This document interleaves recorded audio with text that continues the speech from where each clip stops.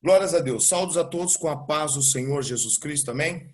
Irmãos, sem mais delongas, já foi orado, né? Nós adoramos a Deus e agora temos a meditação da palavra do Senhor, que se encontra no Evangelho de João, capítulo de número 4, verso de número 31 ao 38. João, capítulo 4, do verso 31 ao 38. Aleluias. Deus colocou essa palavra no meu coração e ela vinha amadurecendo, e hoje nós vamos falar um pouquinho sobre ela, né? Sobre aquilo que o Espírito Santo de Deus veio ministrando no nosso íntimo, né? E a necessidade que nós sentimos de dividir com os irmãos este texto. Passo a ler então. Nesse interim, os discípulos lhe rogavam, dizendo: Mestre, come. Mas ele lhes disse: Uma comida tenho para comer que vós não conheceis. Diziam então os discípulos uns aos outros: Ter-lhe-ia porventura alguém trazido o que comer? Disse-lhes Jesus: A minha comida consiste em fazer a vontade daquele que me enviou e realizar a sua obra. Não dizeis vós que ainda há 4 meses até a ceifa? Eu, porém, vos digo: erguei os olhos e vede os campos, pois já branquejam para a ceifa. O ceifeiro recebe desde já a recompensa e entesoura o seu fruto para a vida eterna. E dessarte se alegram tanto o semeador como o ceifeiro, pois no caso é verdadeiro o ditado: um é o semeador e outro é o ceifeiro. Eu vos enviei para ceifar o que não semeastes. Outros trabalharam e vós entrastes no seu trabalho. Aleluias, glórias a Deus. É verdade que esse nosso Jesus, ele é fonte transbordante, né? Do mesmo jeito que ele alcançou a minha vida, ele alcançou a vida dos irmãos que aqui conosco estão adorando a Deus e alcançará muitas outras pessoas que ainda não o conhecem.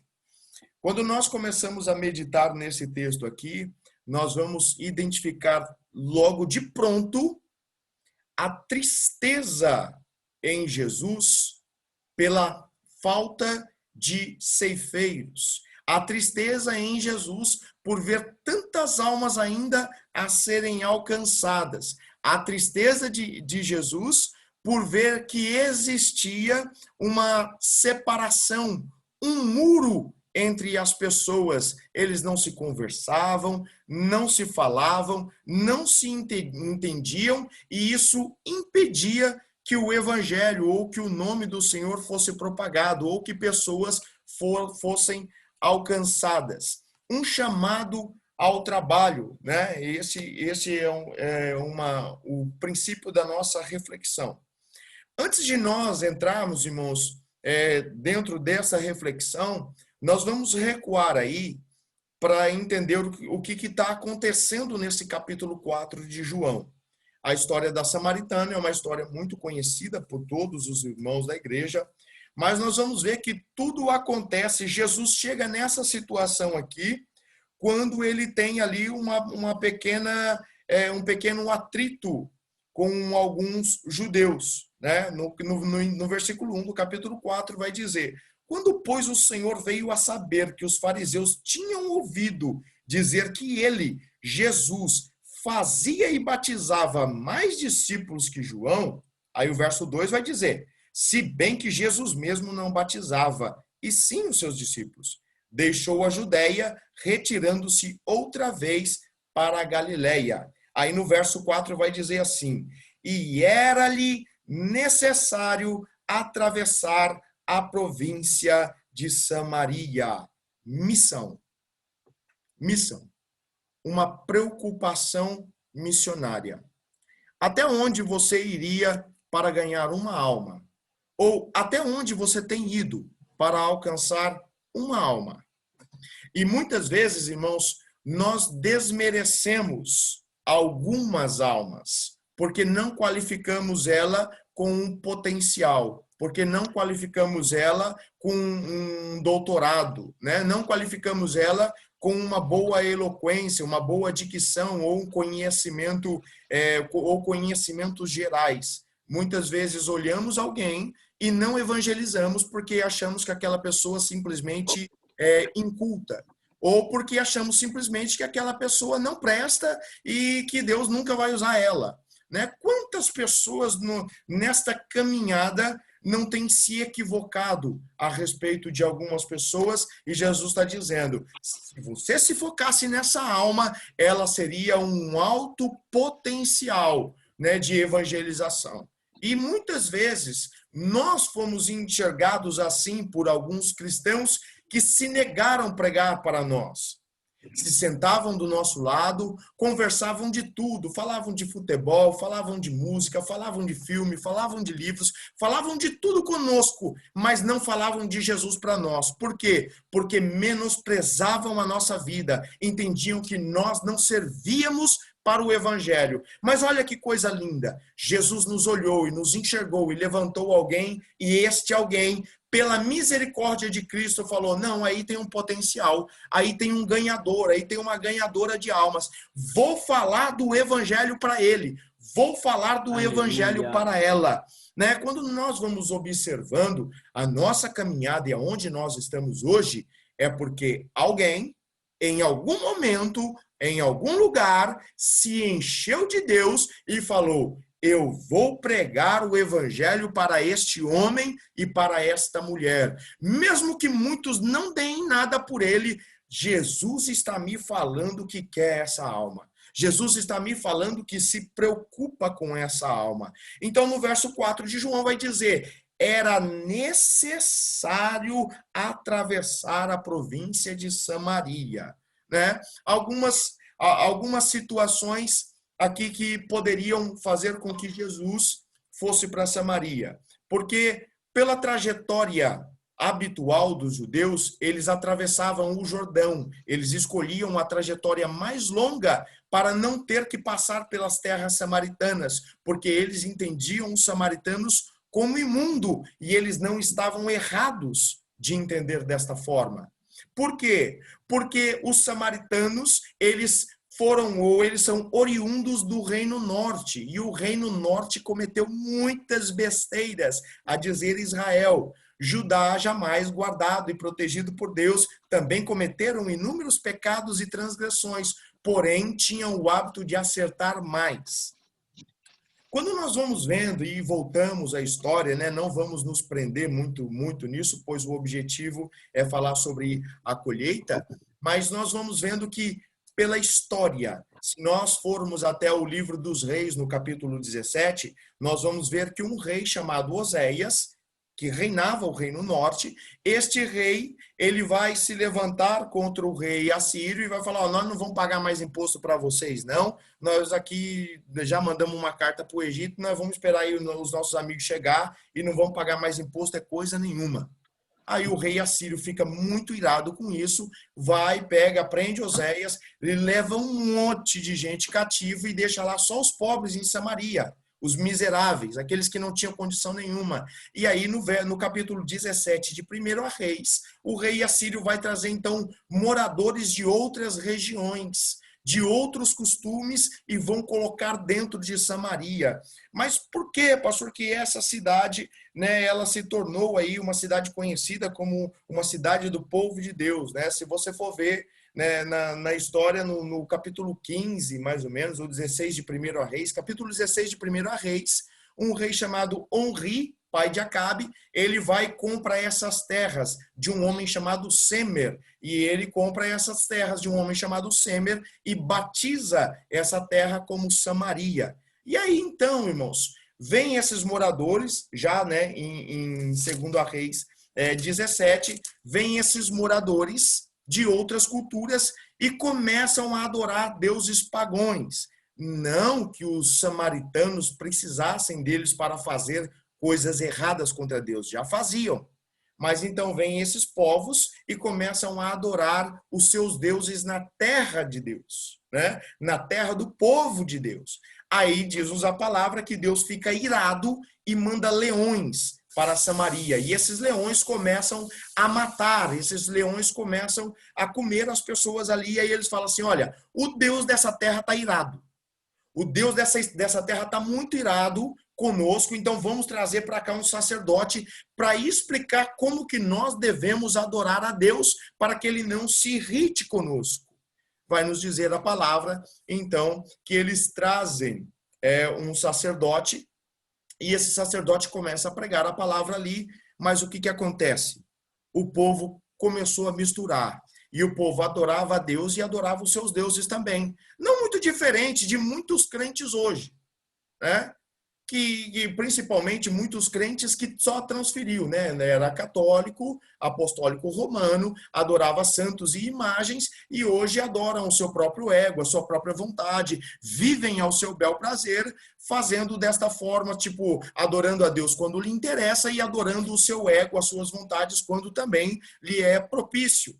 E aí, então, vai acontecendo isso em Samaria. Deus já estava irado e Deus então traz uma sentença sobre Samaria. E se você vê em 2 Reis 18, ao contrário de Samaria, com os erros de Oséias, estava Ezequias cometendo, né, o contrário, ou fazendo o contrário, adorando a Deus pela beleza da sua santidade, expulsando os ídolos, colocando para fora tudo que era errado, seguindo os passos de Davi, buscando fazer a vontade de Deus. Passados anos, o rei assírio então vai querer atacar Judá. E aí ele não tem êxito contra Judá. Por que ele não tem êxito contra Judá? Porque o rei de Judá estava andando segundo a vontade do Senhor. Então ali o Senhor ele vai, né, mostrar para Senaqueribe que ele era poderoso. E Senaqueribe ele afronta Deus e tudo. E nós vamos ver. Eu quero agora dar uma pausa e refletir aqui 2 pontos. Israel estava vivendo pelo seu rei, né, uma catástrofe espiritual, enquanto Judá estava vivendo acertadamente. Ou seja, os samaritanos estavam andando fora da lei de Deus. E os judeus estavam andando dentro da lei de Deus. Então Deus vai trazer uma sentença e falar assim, ó, com os samaritanos eu não tenho mais compromisso algum, né? Permanecendo o compromisso com os de Judá, porém os de Judá também erraram. Mas acontece que os samaritanos foram além. Então Deus vai trazer uma sentença e nós vamos refletir agora aqui. Quando nós estamos andando de acordo com a vontade do Senhor, o Senhor, ele se levanta para nos proteger, para nos guardar, para nos livrar. Quando nós estamos andando contra a vontade de Deus, o próprio Deus traz a sentença contra as nossas vidas. Então fica aqui uma deixa. Muitas vezes não diga, Satanás está atribulando, Satanás se levantou contra a minha vida. Não. Reflita nas besteiras que tem cometido e diga, Deus pesou a mão contra mim porque eu sou vaso ruim, porque eu não estou andando segundo a sua vontade. Nós vamos observando pela palavra do Senhor que ele traz essa direção para mostrar para cada um de nós que nós devemos, né? Nós devemos, em nome de Jesus, atentar para tudo o que fazemos e como nós procedemos. Eu quero pedir para os irmãos, no decorrer da live, eu não vou conseguir estar fazendo isso, mas para os irmãos estarem sempre atentos com os seus microfones e bloqueando, porque como eu estou com a live e com o comando e a palavra, não dá para controlar ao mesmo tempo. Então, os irmãos aí policiem os seus microfones para que não abram e não interfiram durante a live. Então, nós vamos vendo que tem aí uma diferença. Quando nós servimos a Deus e quando nós não servimos a Deus. Quando nós servimos a Deus, o Senhor se ocupa de nós, nos guarda, nos protege, nos livra. Quando nós não servimos, o próprio Deus traz a sentença sobre a nossa vida. liberando o inimigo para que possa cirandar conosco. Tanto é que quando Ezequias está ali, né, aflito com todo aquele soldado, com todo aquele exército assírio em frente ao seu palácio, ao seu reinado, ele fica desesperado e manda os seus mensageiros para conversar baixinho, e o mensageiro fala: não, nós vamos falar em hebraico, não vamos conversar em aramaico, coisa nenhuma, vamos falar em hebraico, que é para todos vocês entenderem e sentirem medo mesmo, porque foi Deus, ó, o inimigo falando, foi Deus quem trouxe nós aqui para trazer juízo contra vocês. Aí então o que acontece com Ezequias?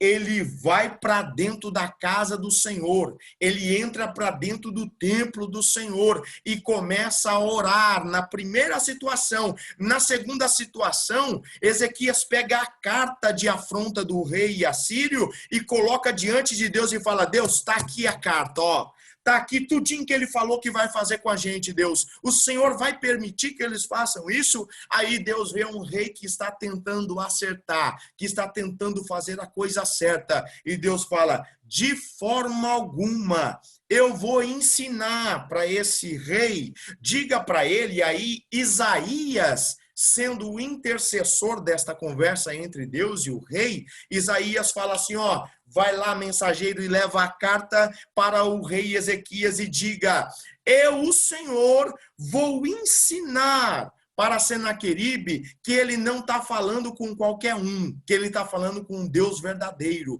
com um Deus que existe. Olha, pode falar para Ezequias ficar tranquilo, que eu vou me ocupar de tudo que está acontecendo aí no meio de vocês. Aí vem uma resposta de Deus para mim e para a sua vida. Se você está andando nos caminhos do Senhor, buscando fazer a vontade de Deus, descansa o teu coração, que o Senhor já enviou a voz pelo profeta dizendo: eu estou vendo as afrontas do inimigo e fica tranquilo que eu vou entrar com providência nessa situação. Aleluias. No verso 32 do capítulo 19 de 2 Reis, Isaías vai dizer assim, e continuou Isaías: portanto, o Senhor Deus diz o seguinte a respeito do rei da Síria: ele não entrará nesta cidade e não atirará uma só flecha contra ela. Nenhum soldado com escudo chegará perto da cidade e não serão construídas rampas de ataque ao redor dela. O rei da Síria vai voltar pelo mesmo caminho por onde veio, sem ter entrado nesta cidade. Eu defenderei, olha que palavra linda de Deus, aleluias. Eu defenderei e protegerei esta cidade por causa da minha honra e por causa da promessa que eu fiz ao meu servo Davi. Eu, o Senhor, falei. Quando Deus fala, irmãos, está falado e não tem quem muda. Deus falou: eu vou entrar com providência nesta causa, Ezequias. Com Samaria foi diferente. Com Samaria, o rei entrou lá, pintou, bordou, bagunçou, levou cativo, fez a arruaça no lugar que era para ser lugar de adoração, virou lugar de prostituição e profanação. Mas aqui, Ezequias, em Judá, a promessa foi feita e será cumprida. Aí Deus, quando ele manda a resposta, logo que Deus manda a resposta, os anjos entram em ação. Os anjos não estão para obedecer a minha e a sua voz. Os anjos estão para obedecer à voz de Deus. Nós oramos e pedimos misericórdia, né? Tem muitos homens e muitas mulheres orando por aí. Eu dou ordem agora aos anjos que amarrem não sei o quê. Eu dou ordem agora aos anjos que entrem pela janela. Eu dou ordem, dá ordem nada. É Deus quem dá ordem aos anjos. Nós clamamos pela misericórdia. Essa é a nossa função, Senhor. Tenha misericórdia de nós. Senhor, tenha misericórdia. Aí Deus, então, ele dá ordem. Verso 35 de 2 Reis 19. Naquela noite, o anjo do Senhor foi até o acampamento dos assírios e matou 185 mil soldados. De manhã, os soldados que sobraram viram os corpos dos mortos. Então Senaqueribe, rei da Síria, se retirou e voltou para Nínive e ficou lá. Certo dia, quando ele estava adorando no templo do seu deus Nisroque, os seus filhos Adrameleque e Sarezer o mataram a espada e fugiram para a terra de Ararat. Outro filho seu, chamado Azaredom, ficou no lugar dele como rei. Deus falou assim, olha, Senaqueribe, além de ter me insultado, ele ainda vai morrer por ter sido tão audacioso a esse ponto. E muitas vezes nós, como filhos e servos de Deus, não entendemos isso, irmãos. Não entendemos. O que nós enxergamos aqui? Dois reis que são chamados, né, que fazia parte das tribos chamadas em Jacó e depois Israel, todos faziam parte de Israel, mas aí agora os reinos divididos, todos conheciam a Deus, mas uns decidem fazer o que é errado e outros decidem fazer o que é certo. Ao mesmo tempo que um rei está guiando o povo a caminhos tortuosos, está colhendo maldição, o outro rei está guiando o seu povo em caminhos retos e está colhendo a bênção de Deus. É importante nós entendermos isso. Aí, Ezequias diz e traz um edito e fala assim, ó, pode parar com essa palhaçada aí em Samaria, ninguém vai adorar a Deus aí em Samaria, não, vai adorar a Deus em Jerusalém. E a conversa e esse atrito, ele vem dessas épocas, desses tempos, quando os samaritanos, né, queriam adorar juntamente com os judeus, e você vai ver isso ainda mais explícito em Esdras, no capítulo 4, quando Esdras está ali trazendo a reformulação, a reconstrução do templo, e aí vem lá os outros moradores que estavam na terra e falam assim, nós vamos também ajudar a construir, nós vamos também se envolver, e Esdras fala, de jeito nenhum. Aqui vocês não põem a mão, não. Não, mas a gente também adora o Deus de vocês. Ele fala, não. Como nós, vocês não adoram, não. Com reverência, com temor, com amor, vocês não adoram, não. O que traz como lição para nós essa situação? Que a obra de Deus não é feita de qualquer jeito. Ou você tem amor e zelo pela obra, ou você não tem. Porque, irmãos, muitas vezes nós vamos deixando que qualquer pessoa venha e comece aí a fazer a obra de qualquer jeito, a se envolver de qualquer jeito. E já nos dias de Esdras, ele fala, não, de forma alguma, vocês que glorificam a Deus de manhã e se prostituem à noite, ou que dão glória à noite e se prostituem de manhã, de forma alguma, simpatizante não tem espaço, não. Aí alguém pode entender e falar assim, nossa, mas isso aí não é o evangelho de inclusão? Isso aí é um evangelho de exclusão. Irmãos, participar do culto, todo mundo pode participar. Ouvir palavra de Deus, todo mundo pode ouvir. Mas tocar nas coisas santas e sagradas é só aquele que tem reverência, respeito às coisas de Deus e entende quem ele é. Não se faz a obra de qualquer jeito.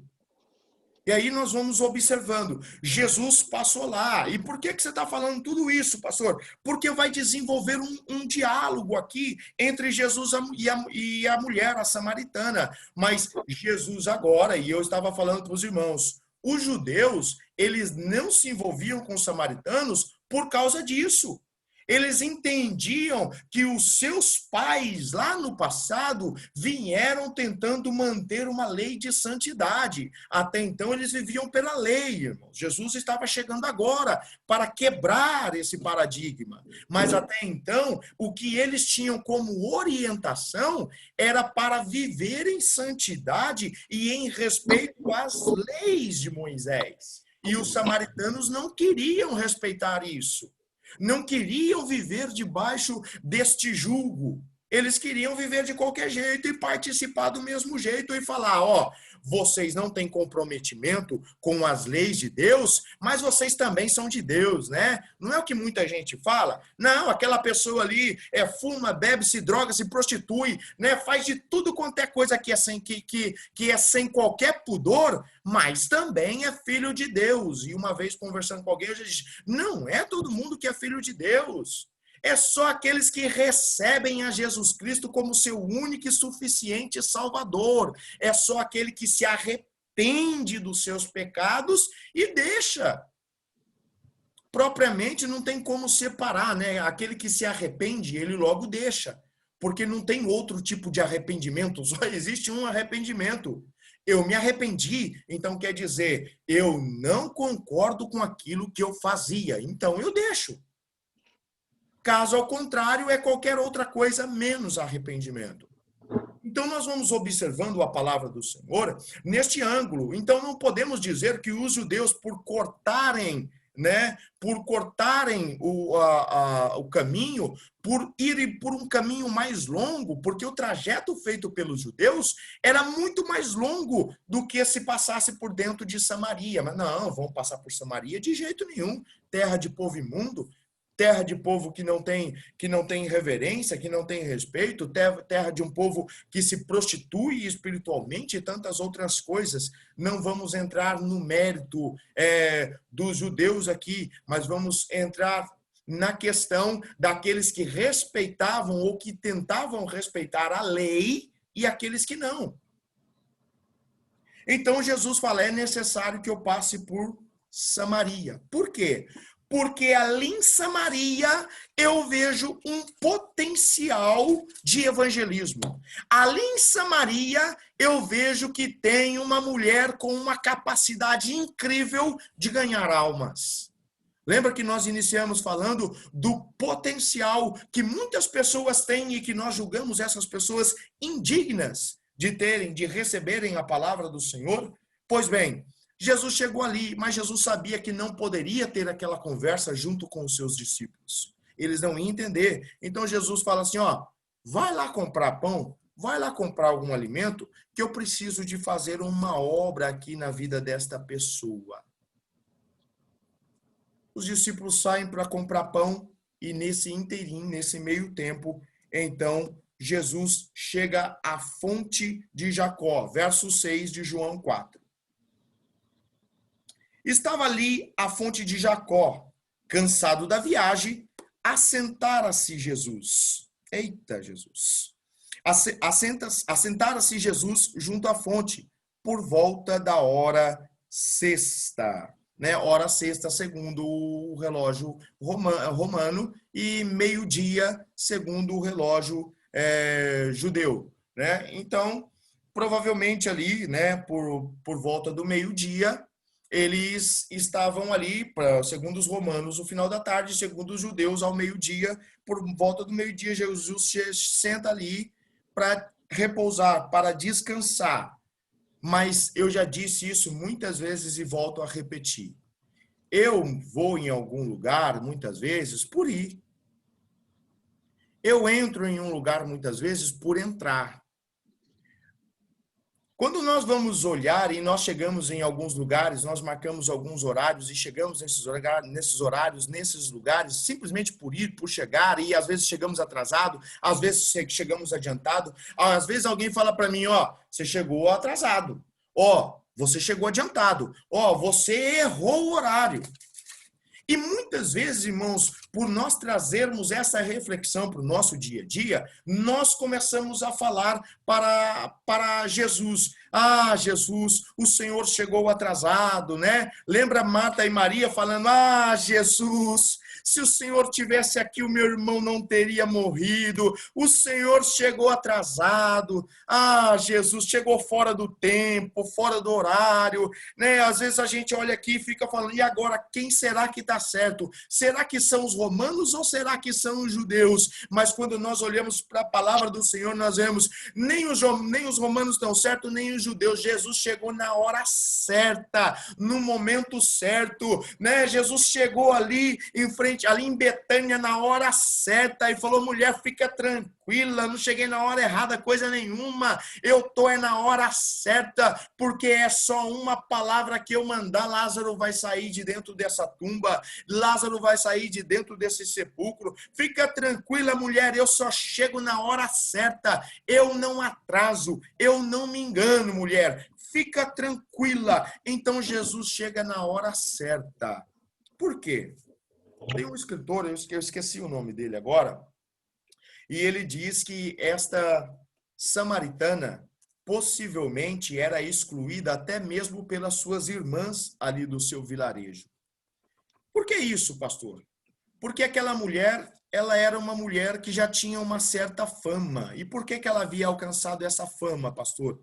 Porque ela já estava no seu quinto marido. E isso era uma vergonha para qualquer um da região de Samaria, imagine então para um judeu, né? Para aqueles que seguiam, né? Que diziam que seguiam as leis. Então essa mulher provavelmente andava sozinha. Às vezes marcava um horário para ir com as suas amigas, né? Eu aqui seguindo aqui o pensamento desse escritor, né? Marcava um horário com as suas amigas para ir buscar água e as mulheres saíam mais cedo ou saíam mais tarde para não ter que andar junto com ela, para não ganhar a fama também de alguém errado. E aí essa mulher está indo para a fonte de Jacó buscar água. E ela não imaginava o que esperava ela. Na nossa vida, irmãos, não foi diferente. Nós caminhávamos para um momento, para um lugar, buscando algo para saciar a nossa fome terrena, buscando algo para saciar a nossa sede terrena. Nós estávamos andando e caminhando e buscando coisas para saciar a nossa vida aqui, passageira, que vai embora logo, logo. Aí, de repente, Jesus apareceu no meio do nosso caminho. Essa mulher, então, ela vai ali, ela vai tirar água e Jesus, para poder andar um pouco mais rápido, essa mulher vai tirar água, então Jesus, ele interpela ela, e quando ele interpela, quando ele interroga ela pega e fala assim: olha, você não sabe que você é judeu e você não pode conversar com uma mulher samaritana? E além disso, você nem devia estar me pedindo água. Você não sabe que os judeus não se dão com os samaritanos? Ah, irmãos, é como se Jesus estivesse dizendo para ela: olha, mulher, fica tranquila que isso aí vai cair por terra é hoje. Fica tranquila que isso aí vai mudar é hoje, mulher. Você está pensando que vocês vão passar o resto da vida com essa briguinha? Vocês estão pensando que vocês vão passar o resto da vida com esse eu sou mais santo, eu sou menos santo, eu posso mais, eu consigo mais? Não. A partir de hoje, mulher, na tua vida isso vai mudar. Porque eu estou aqui te pedindo essa água aí, mas você quer saber de uma coisa? Nem com sede eu estou, mulher. Você quer saber de uma coisa? Eu quero te oferecer algo grandioso, algo poderoso, algo que vai mudar a tua história. E lá na frente eles ainda vão passar, vão reverberar essa tua história, mulher. De tão forte que eu vou te tocar, mulher, aqui nesta fonte.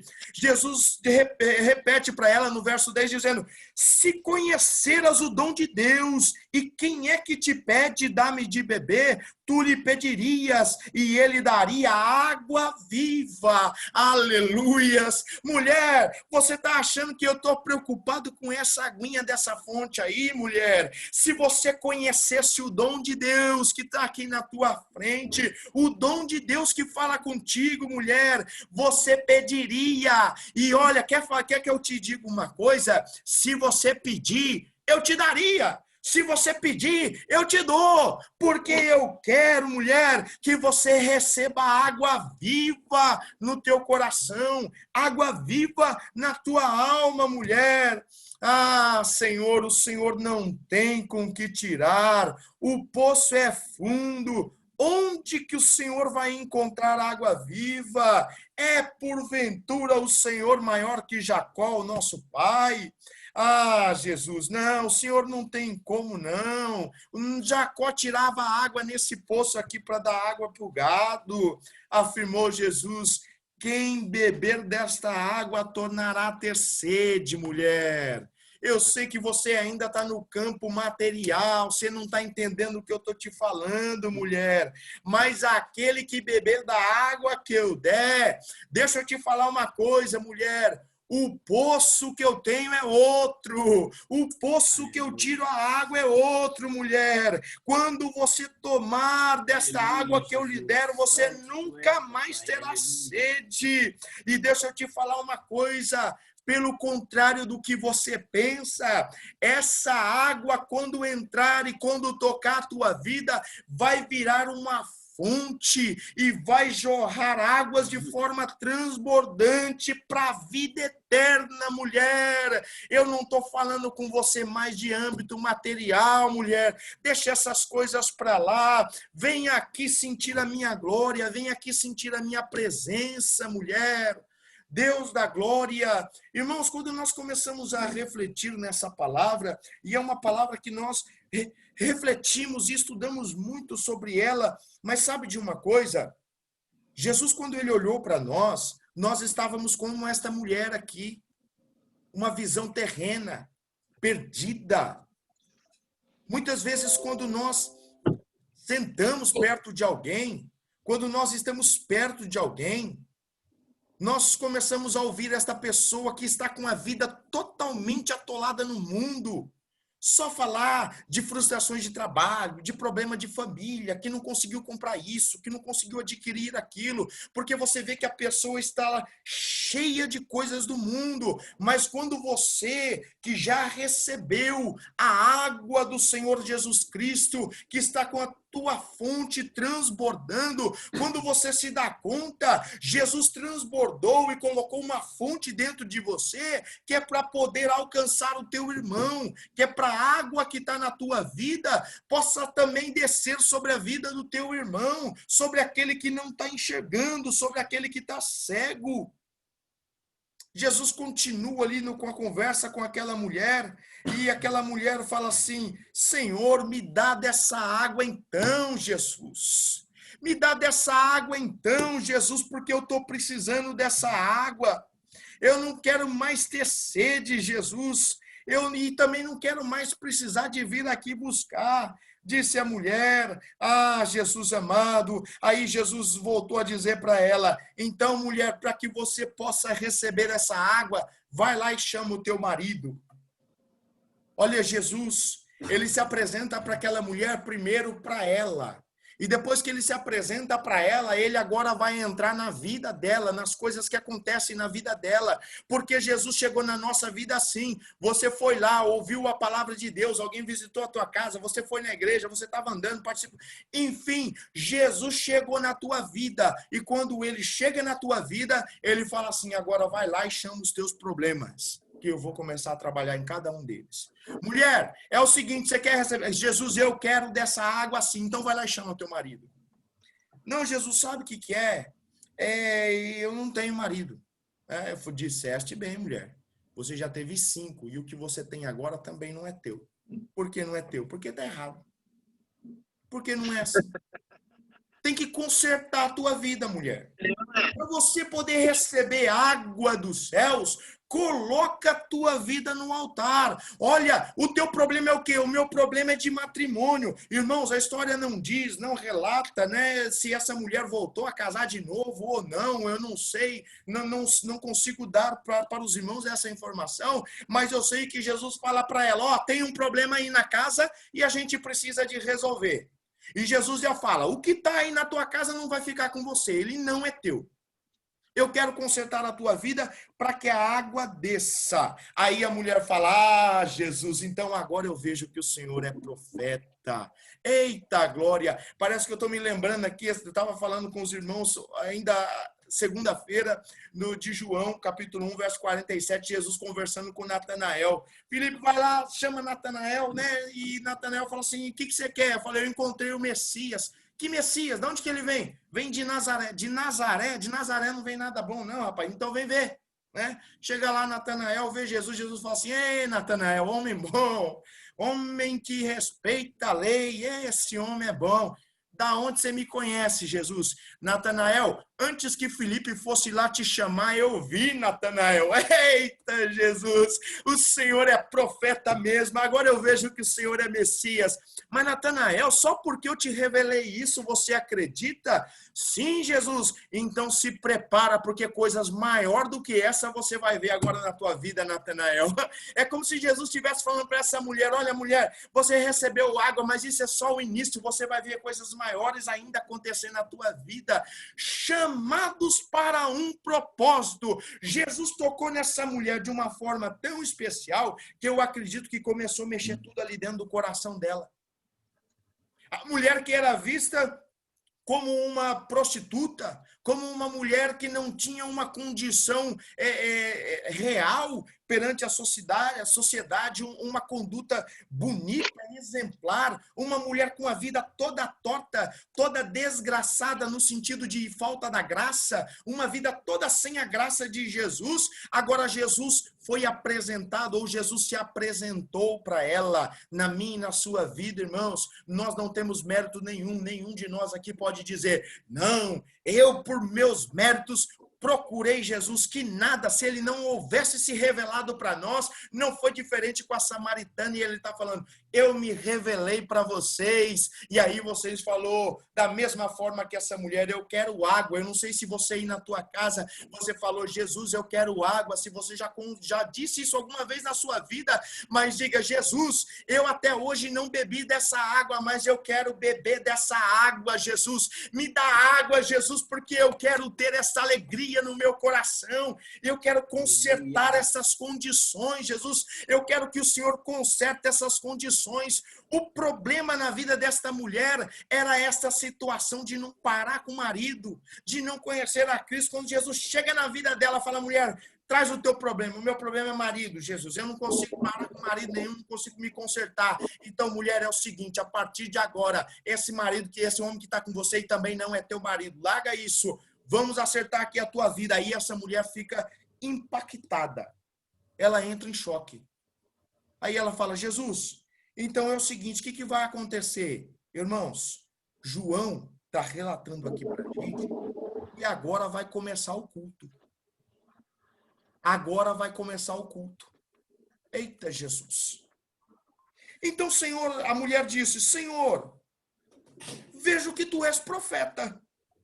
Nossos pais adoravam neste monte. Vós, entretanto, dizei que em Jerusalém, e é o lugar aonde se deve adorar. Disse-lhe Jesus, mulher, mudou. Mulher, não é mais assim. Mulher, antigamente, vocês acreditavam que era aqui em Jerusalém. Os judeus acreditavam que era em Jerusalém. E vocês, samaritanos, acreditavam que era no Monte Gerezim. E é o seguinte, agora, mulher, não é só em Gerezim e não é só em Jerusalém, mulher. Deixa eu te falar uma coisa. A hora vem, mulher, e quando nem neste monte, nem em Jerusalém vocês adorarão o Pai. Vós adorareis o que... Vós adorais o que não conheceis, e nós adoramos o que conhecemos, porque a salvação vem dos judeus. Olha, os judeus estavam certos quando discutiam com vocês. Mas agora, mulher, eu quero te falar uma coisa, verso 23. Mas vem a hora, e já chegou, em que os verdadeiros adoradores adorarão o Pai em espírito e em verdade, porque são estes que o Pai procura para seus adoradores. Aleluia. Não é mais, irmão, só ali naquele lugar ou só naquele outro, é aonde você chegar com o teu coração cheio da presença do Espírito Santo de Deus e começar a adorar ali, o Senhor se faz presente. Olha, mulher, isso foi quebrado, hoje está caindo por terra na tua vida, este paradigma, hoje na tua vida, mulher, isso está mudando, você vai adorar a Deus agora em qualquer lugar, mulher, aonde você estiver, abre a tua boca e começa a adorar, porque no verso 24 Jesus diz para ela: Deus é espírito, mulher. Deus não é uma imagem, Deus não é um bonequinho de gesso, Deus não é um ursinho de pelúcia, Deus não é um amuleto, Deus não é um santinho de carteira, mulher. Deus é vivo e Ele é espírito. Aonde, mulher, você estiver angustiada, abra a tua boca e entrega a tua oração para Deus, dizendo: Deus, vem me socorrer. Quantos testemunhos, irmãos, nós temos de amigos, de companheiros na fé, que dizem: pastor, eu estava lá no meu trabalho, sendo massacrado pelo meu patrão, sendo massacrado pelos meus colegas de trabalho, e ali, pastor, no meu trabalho eu dobrei o meu joelho, Deus ouviu a minha oração e entrou com providência no trabalho. Quantos irmãos não dizem: pastor, eu estava na escola, estava sendo perseguido, então eu clamei ao Senhor, Ele ali, Ele ouviu a minha oração, e lá na escola Ele mudou a situação. Pastor, eu estava na rua, em um lazer com a família, eu estava em uma viagem, eu estava em uma rodovia, eu estava andando de bicicleta, eu estava ali naquele lugar, eu estava na Suíça, no Brasil, na Itália, no Japão, e eu clamei ao Senhor e Ele ouviu a minha voz, porque Deus não é um objeto para se colocar numa caixinha. Deus não pertence exclusivamente a uma pessoa. Ele é o Pai das luzes, o Senhor de todas as coisas, e se manifesta a quem quiser e na hora que Ele quiser. Então, mulher, o verdadeiro adorador adorará em espírito e em verdade. Aleluia. A mulher diz: eu sei, respondeu a mulher, há de vir o Messias chamado Cristo, e quando ele vier nos anunciará essas coisas. Aí Jesus, no verso 26, vai dizer: sou eu, mulher, sou eu que falo contigo, aleluias, glórias a Deus. E essa mulher então foi cheia da presença de Deus. Você consegue entender isso? Deixa eu falar para você uma coisa. No Antigo Testamento, Êxodo, no capítulo de número 25, no verso de número 8, Êxodo 25, verso de número 8, diz assim: os israelitas deverão fazer uma tenda sagrada para mim, a fim de que eu possa morar no meio deles. Deus está dando uma ordem para Moisés e está falando: Moisés, você vai fazer aí um tabernáculo, você vai fazer aí, Moisés, uma casa para mim, e eu vou me revelar para o meu povo. Eu vou me revelar para o meu povo através desta casa, Moisés. Aí, irmãos, nós vamos olhando e entendendo, olha que coisa linda que é a palavra do Senhor. Tudo dentro desse contexto aqui desta mulher. Jesus amou ela e quis fazer morada na vida dela para um propósito.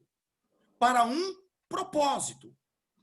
E Deus manda Moisés construir o tabernáculo para um propósito, porque Deus fala: agora eu quero falar com o meu povo diretamente, eu quero estar no meio do meu povo. Moisés, eu quero ter mais intimidade com o meu povo, eu quero que eles se apresentem a mim, Moisés. E aí Deus vai e fala assim: Moisés, você vai construir, mas você vai construir o tabernáculo de acácia. Deus poderia muito bem ter escolhido o cedro do Líbano, a madeira perfeita, ótima de se trabalhar, mas Deus faz assim: Moisés, você vai escolher a acácia, madeira torta, madeira cheia de nó, ruim de se trabalhar. Sabe por quê, irmãos? Porque a acácia parece comigo e com você. Esta madeira parece com a gente. Torto, cheio de nó e ruim para se trabalhar. Mas Deus fala: é dentro desse templo, Moisés, que eu quero habitar, com madeira de acácia.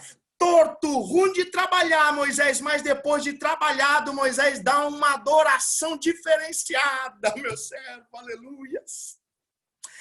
Deixa, Moisés, Deixa eu trabalhar nessa madeira dura, Moisés. Deixa eu trabalhar nesta madeira ruim, Moisés. Deixa eu trabalhar através dela. Aí, lá no lugar do Santo dos Santos, Deus vai falar assim, Moisés, você vai colocar lá dentro do Santo dos Santos uma arca, Moisés. E nesta arca, Moisés, e esta arca, Moisés, você vai fazer ela com madeira. E depois você vai banhar com ouro. Mas esta madeira, Moisés, também será de acácia.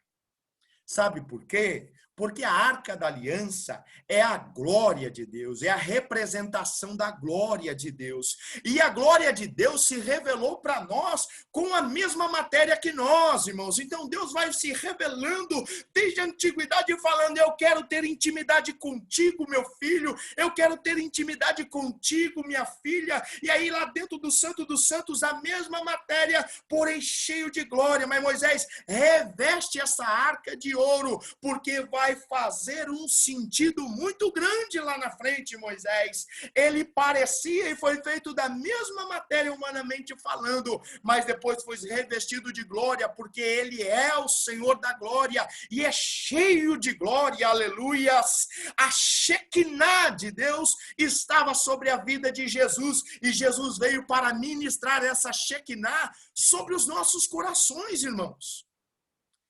Depois de Jesus tocar profundamente nessa samaritana, nenhum dos judeus fariam isso que Jesus fez, porque não enxergavam como Jesus enxerga. Ninguém pregaria para mim e ninguém pregaria para você, irmãos, se não fosse pelo poder do Espírito Santo de Deus. Se não fosse pela obra do Espírito Santo de Deus, sabe por quê? Ninguém acreditava em mim e nem em você. Mas o Senhor Jesus Cristo olhou e falou assim, eu acredito que ele pode pregar o meu evangelho. Eu acredito que ele será um ganhador de almas. Eu acredito que ela será um ganhador de almas. Então, no verso de número 27, essa mulher sai de cena e volta para dentro da cidade. E os discípulos chegam e falam, Jesus, come um pouquinho. A palavra vai dizer que eles rogavam. E o verbo rogar quer dizer insistir. Ser persistente. Jesus, come. Você vai ter algum problema se você não comer. Come, come. E Jesus estava angustiado, porque Jesus tem pressa em almas, varão e varoa de Deus que está participando deste culto. Jesus tem pressa de almas, enquanto eu e você estamos preocupados com a comida e com a bebida terrena. Jesus está falando, a minha missão aqui não é essas coisas da terra. A minha missão não é ficar preso nessas coisas terrenas. Paulo escrevendo 2 Timóteo, capítulo 2, verso de número 4. Todo soldado que se alista não pode se envolver nas coisas terrenas, porque senão ele perde o foco, senão ele não avança, senão ele não pode ser soldado. Todo atleta, verso 5, todo atleta que está correndo, ele deve correr segundo as regras da corrida. Irmãos, em nome de Jesus, esta palavra é um chamamento ao despertar. Fomos alcançados por Cristo. Estávamos morrendo de sede à beira do caminho. E o Senhor olhou para nós e ministrou água viva em nosso interior. E agora passamos pelas pessoas como se elas fossem imerecedoras da glória de Deus, imerecedoras daquilo que nós recebemos. Eu já disse muitas vezes isso. Nós todos, irmãos, somos mendigos que vivíamos à beira do caminho esperando alguém para nos dar pão. E recebemos o pão, e agora não queremos falar para os outros mendigos aonde tem pão com fartura. Em nome de Jesus, os discípulos foram e ficaram preocupados com Jesus. Por que Jesus não quer comer? Será que veio alguém aqui antes de nós e deu comida para ele e agora ele está falando que não quer comer? E Jesus está falando para eles, olha, o meu reino não é essa comida. Disse-lhe Jesus, a minha comida, verso 34, minha comida consiste em fazer a vontade daquele que me enviou e realizar a sua obra. A minha comida é fazer a vontade daquele que me enviou e realizar a tua obra, a sua obra, a obra de Deus. E quantas vezes, irmãos, nós vamos vivendo e nós vamos congregando e achando que a igreja é só para nós. Nos tornamos exclusivos. Não podemos ser exclusivos. Temos que trazer almas para Cristo. Temos que anunciar as boas novas. Enquanto os discípulos foram buscar pão que alimenta a carne, aquela mulher já estava evangelizando, cheia da glória, cheia da graça, cheia da presença de Jesus. Jesus olha para os discípulos, irmãos, e aqui eu entendo que aquela mulher já vinha vindo com aqueles que ela havia anunciado. Jesus olha para os discípulos e fala assim: quando é que vocês falam que é a colheita mesmo? Daqui 4 meses? Eu, porém, digo para vocês: ergam os olhos, ergam os olhos. Essa palavra, irmãos, é para mim e para você. E vede que os campos já branquejam para a ceifa. Muitas vezes, irmãos, nós entramos para a obra do Senhor, somos tocados de forma poderosa. Jesus enche o nosso coração, elimina os problemas de pecado da nossa vida, nos limpa, nos lava e nos redime. E aí nós começamos a viver em um exclusivo, não pregamos o evangelho. Quando saímos para a rua para conversar com alguém, olha, é um desrespeito ao Senhor Jesus Cristo, você como cristão, encontrar uma pessoa do mundo e não pregar o evangelho para ela. Começar a falar de tudo que é do mundo, de política, de futebol, de avião, de novela, de filme, disso e daquilo, e não pregar o evangelho. Você está sendo omisso. Toma cuidado. Nós estamos sendo omissos quando encontramos uma pessoa do mundo e não temos a intrepidez espiritual para falar: do mesmo jeito que Jesus me amou, ele te ama e ele quer ter uma intimidade contigo. Do mesmo jeito que ele trouxe água viva para a minha vida, ele quer trazer para a sua também.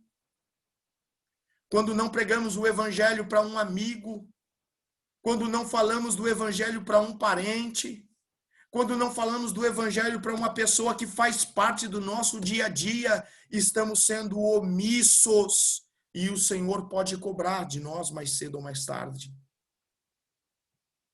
Isso daí, irmãos, é como nós olharmos para Paulo escrevendo Romanos capítulo 1, verso 16. Paulo dizendo: porque eu não me envergonho do evangelho, porque é poder de Deus para a salvação. Aleluias. O evangelho é poder de Deus, irmão. Se nós professamos que o evangelho é poder de Deus, então por que não pregamos? Por que não anunciamos a palavra do Senhor? Por que estamos deixando essas pessoas morrerem? Sabe, eu estava vendo uma estatística. O islamismo, nesses últimos anos, cresceu 500%. O catolicismo apostólico romano cresceu 126%. E os cristãos, os crentes, os evangélicos, cresceram apenas 46%. Quer que eu dê mais um dado para vocês? Enquanto nós não investimos na obra, os islâmicos investem. Os islâmicos deste último ano que passou, eles investiram na América do Norte mais dinheiro do que todos os cristãos no mundo inteiro. Vocês têm noção disso? Nós negligenciamos a palavra do Senhor. Vivemos com uma exclusividade, Cristo para mim, Cristo para mim, Cristo para mim, enquanto as pessoas estão indo para o inferno e você não tem a coragem de dizer que Jesus pode mudar a vida dela, que Jesus pode salvar ela. Deixa eu te contar aqui uma pequena reflexão. Eu estava ouvindo um missionário falando a respeito de uma aldeia que um outro amigo missionário foi evangelizar. E ele conta que antes de ele chegar nesta aldeia, um jovem muito influente na aldeia, que estava sendo preparado para ser um dos caciques da tribo, Ele pegou uma doença grave. E ele foi adoecendo, adoecendo, adoecendo, até que ele chegou um dia e mandou chamar a sua mãe, porque estava prestes a morrer. E ele falou assim: mãe, quando eu morrer, para onde que vai a minha alma? E a mãe falou: filho, eu não sei te dar esta resposta. Eu não sei te entregar esta resposta. E a mãe saiu e ele começou a ficar mais e mais e mais doente, mais e mais enfermo, até que no momento da morte, a mãe entra dentro dali da sua cabana e ele volta a fazer a mesma pergunta para a mãe: mãe, eu sinto que estou partindo. Para onde está indo a minha alma? E a mãe disse: filho, eu não consigo te dar esta resposta. E ele morreu e a mãe ficou com esta culpa, com esta coisa na cabeça durante muito tempo, até que este missionário chega naquela aldeia e começa a pregar o evangelho e falar da direção da alma. Então aquela mulher, chorando muito, ela vai diante de toda a aldeia e começa a gritar: missionário, por que que você demorou tanto para chegar aqui? Hoje eu tenho a resposta para o meu filho, mas ele já não está mais no nosso meio. Tem muitas pessoas, irmãos, que estão morrendo sem saber para onde vai a sua alma. E você e eu estamos vivendo num comodismo espiritual. Cristo para mim, Cristo para mim, Cristo para mim. E as pessoas estão indo desenfreadamente para o inferno. É tempo de acordar, igreja, é tempo de despertar. Esta samaritana foi encontrada na beira do tanque de Jacó por Jesus. Jesus falou: mulher, você quer água de vida eterna? Eu quero, então eu vou resolver o teu problema e você vai ser cheia de vida eterna, cheia de água viva, e vai ter uma fonte dentro de você, mulher, que quanto mais pessoas você encontrar na tua frente com sede, mais pessoas sairão saciadas. Você, homem e mulher de Deus que está ouvindo essa palavra, tem água viva dentro de você. Eu não sei se você está recebendo aí, mas entenda isso: tem água viva dentro de você. Todo sedento que encontrar no caminho, diga: Jesus, eu encontrei o Messias, eu encontrei o Senhor, e Ele colocou na minha vida água viva. É por isso que eu quero dizer para você: tem saída e tem direção para a tua alma. Aleluia.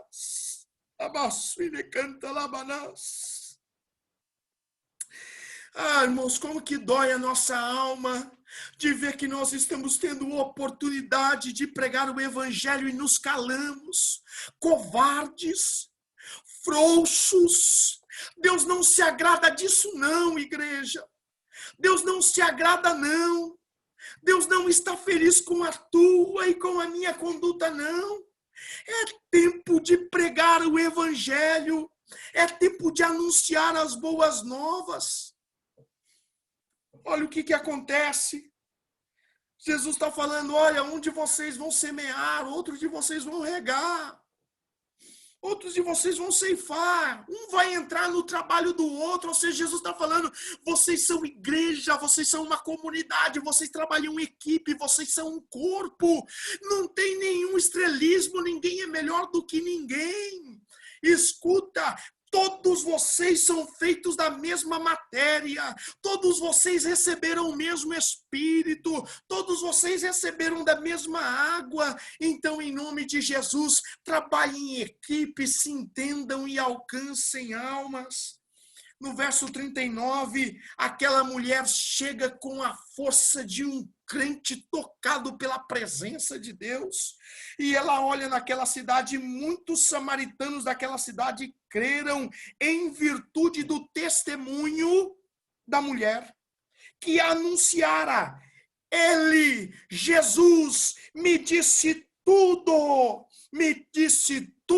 quanto eu tinha feito. Ele, Jesus, clareou a minha mente. Ele, Jesus, me lembrou dos meus pecados, como alguém que estava arrependido. Irmãos, ela entrou na aldeia e ela já não se importava com quem gostava, quem não gostava, quem entendia que ela era imunda, quem entendia que ela não era. Ela estava se lixando se era rico, se era pobre, se era negro, se era branco. Ela estava pouco se importando com a condição que a pessoa estava. Ela encontrava o da direita e o da esquerda e tocava e falava: ei, acorda, Jesus está ali. Ei, desperta, Jesus tem sede, Jesus tem vontade, Jesus tem necessidade de entrar na tua vida. Ei, você que está dormindo, levanta deste leito.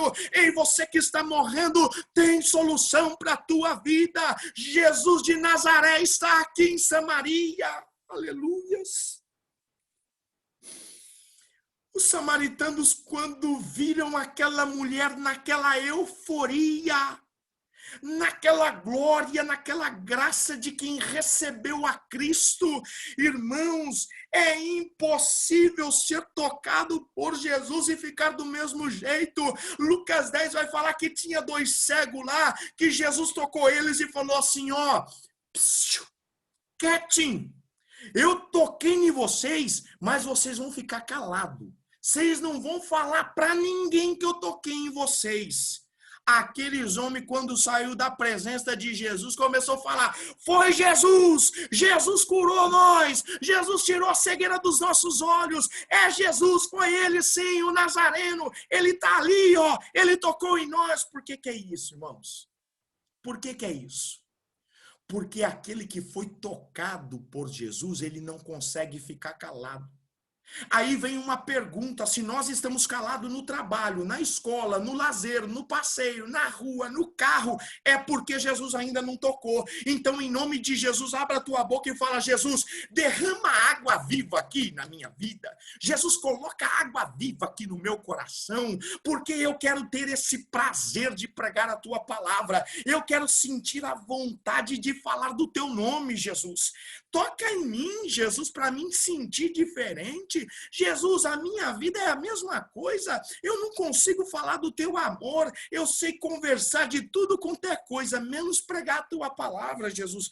Toca em mim, Jesus. Faz diferente, Jesus, na minha vida.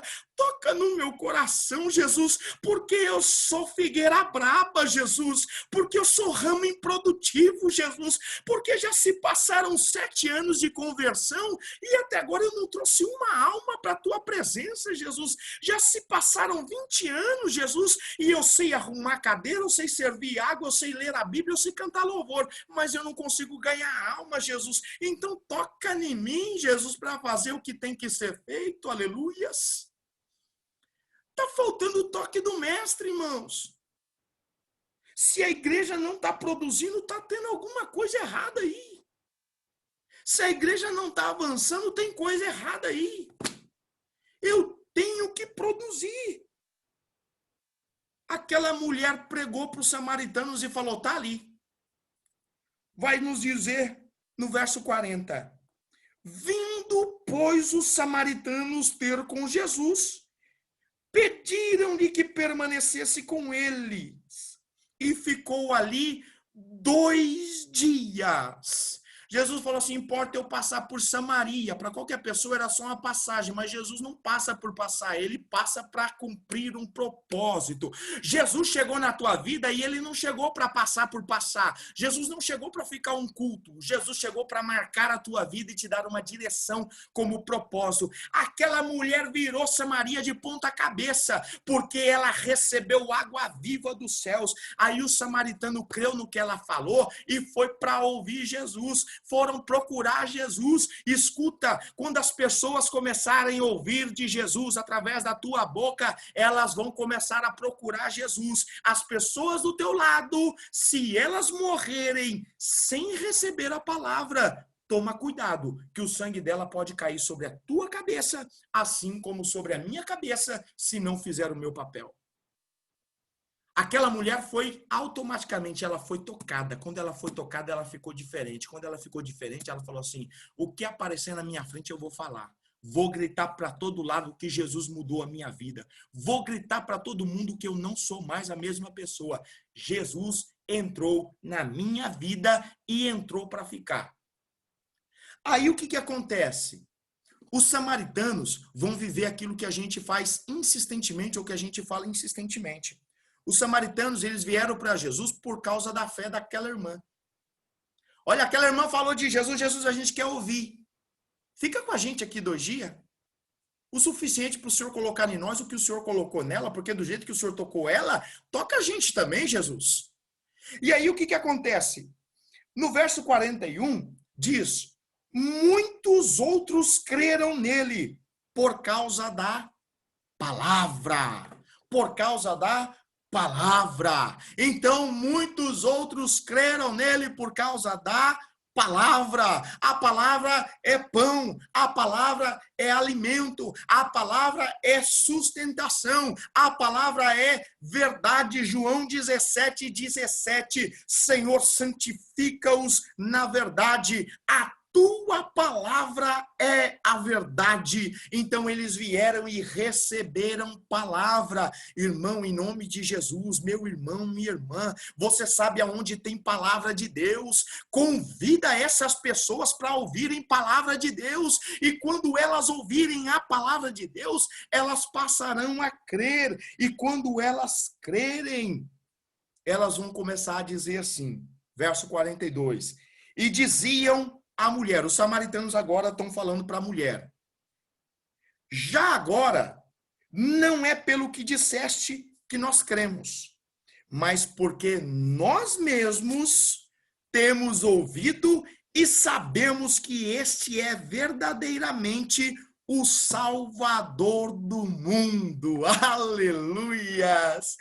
Olha, mulher, minha irmã, você ganhou a gente para Cristo, mas fica descansada, a gente não vai viver na tua experiência não, irmã. Nós vamos ter a nossa experiência com Cristo agora, porque do mesmo jeito que ele fala com você, ele também falou conosco. Da mesma certeza que você tem que ele é o Salvador do mundo, eu também tenho, porque eu ouvi palavra. Aleluias. Quando nós vamos observando, irmãos, e eu já estou aqui encerrando, nós vamos ver e nós vamos observar a tristeza de Jesus.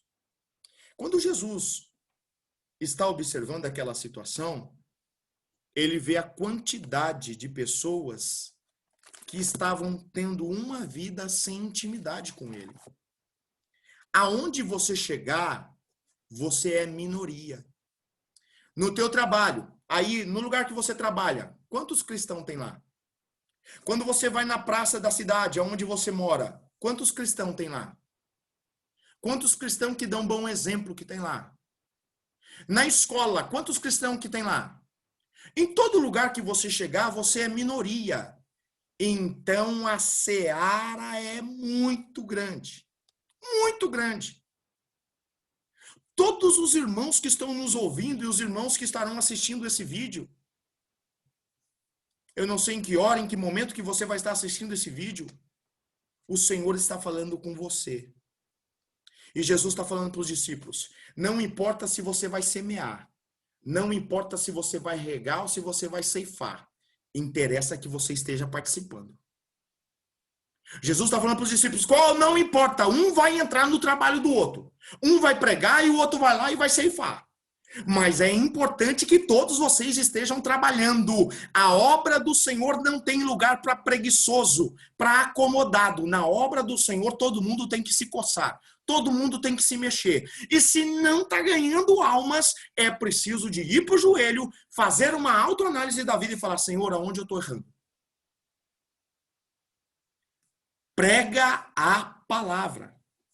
Quando nós olhamos no Evangelho de Mateus, no capítulo de número 9, nós vamos ver uma situação muito parecida. Mateus, capítulo de número 9.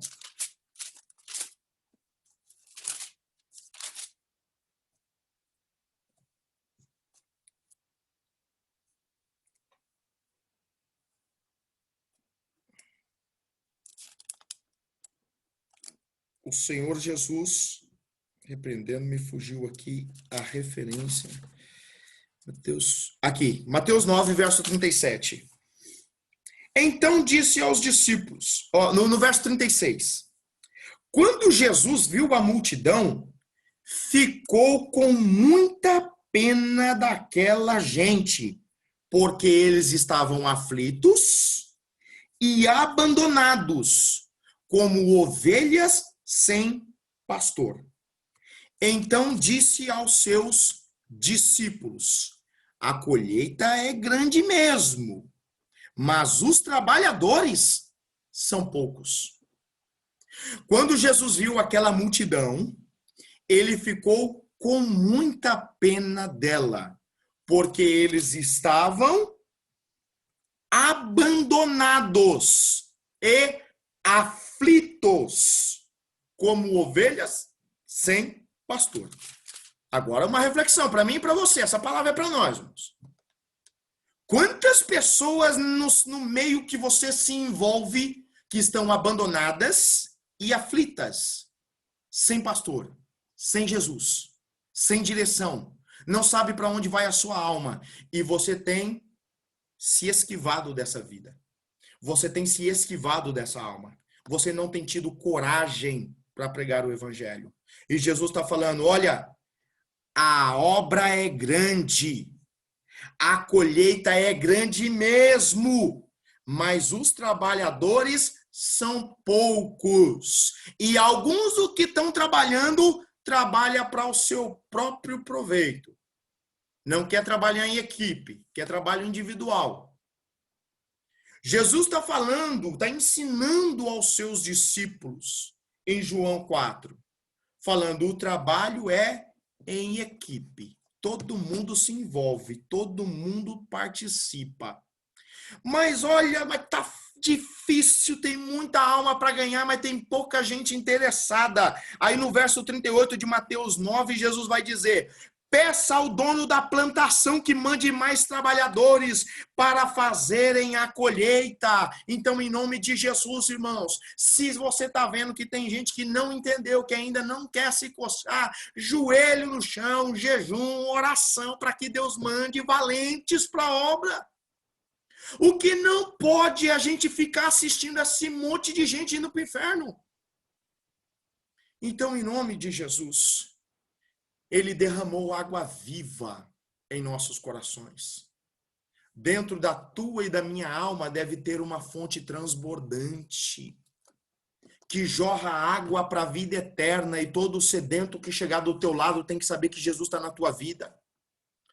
Faça como aqueles cegos de Lucas 10, de Mateus 9, faça como esses cegos. Não fique calado, não. Faça como a samaritana. Não fica calado, não, irmão. Em nome de Jesus, começa a gritar. Usa o teu Facebook, o teu WhatsApp, o teu Instagram. Seja um chato virtual, mas pregue a palavra do Senhor em todo o tempo. Faça que o nome do Senhor seja conhecido através da tua vida, através da conduta e tantas outras coisas, em nome de Jesus.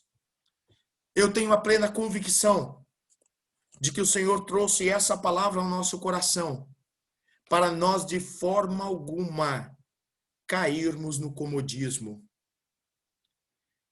Se alguém procura um evangelho de descanso, né, de sombra e água fresca, com certeza o evangelho de Cristo não é esse. Não tem conforto, não tem descanso, porque a cada vez que você pisca o teu olho, tem uma alma indo para o inferno. Cada vez que você toma um copo d'água, tem uma alma indo para o inferno. Em saber, e isso deve estar na sua e na minha consciência, que quando passamos pelas pessoas, elas devem conhecer Jesus, ou pelo menos ouvir falar dele. Não podemos negligenciar. Que o Senhor Jesus Cristo abençoe a sua vida, a sua casa e o seu coração. Amém? Que esta palavra possa encontrar morada no seu coração, porque ela encontrou no meu. Amém? Pastor Adilson.